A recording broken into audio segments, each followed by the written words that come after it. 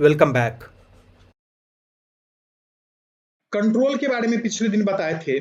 उसमें एक कंट्रोल जो जरूरी है वो छूट गया था और वो था हमारा सिलेक्ट कंट्रोल। अगर ऐसा करते हैं, इस टीआर को ही कॉपी कर लेते हैं और बहुत बार ऐसा होता है कि हम यूजर को सिटी सिलेक्ट करने देते हैं, बहुत सारा लिस्ट दिखाते हैं, उसमें से एक सिलेक्ट करने के लिए देते हैं। सपोज यहाँ हम सिटी ही ले रहे हैं, तो उसको लिखने का तरीका क्या होगा? तो इनपुट कंट्रोल हमें यहाँ नहीं चाहिए, इनपुट को केवल हमने हटा लिया। इसमें हमें सिलेक्ट चाहिए, तो हम लिखते हैं सिलेक्ट।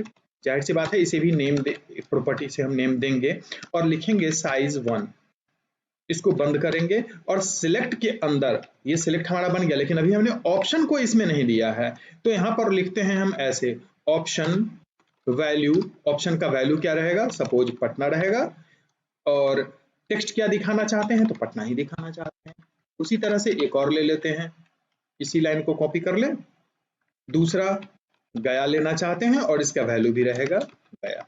इस तरीके से ये हम थर्ड एचटीएमएल में चेंज किए हैं सिलेक्ट को दिखाने के लिए। दो ही अभी तक लिए हैं और पेज पे आते हैं, रिफ्रेश, इसको मिनिमाइज कर लेते हैं, खुला छोड़ के थर्ड एचटीएमएल को खोल देते हैं। ये लिस्ट जो है कुछ इस तरीके से दिखेगा।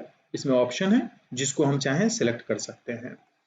लेकिन यहाँ अभी क्या है, एक ही दिख रहा है। बहुत बार ऐसा होता है कि लिस्ट लंबा दिखता है और उसमें सारे कंटेंट दिख रहे होते हैं। उसके लिए हमें क्या करना होगा? केवल लिस्ट साइज को बढ़ा देना है। लिस्ट साइज 1 जो था उसको हम 10 कर दिए हैं और कुछ नहीं।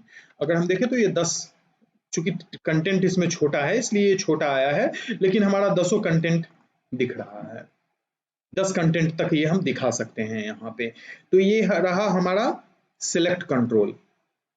तो अब तक सिलेक्ट जो इनपुट कंट्रोल है वो पूरी तरह से समझ में आ गया होगा। सीएसएस के बारे में, मीडिया क्वेरी के बारे में, और अभी जो हम सीएसएस का जो एडवांस चीज बताए सिलेक्टर्स के बारे में, वो चीजें अब क्लियर हो चुकी हैं। अब यहाँ से हम लोग मूव करेंगे जावा स्क्रिप्ट की ओर।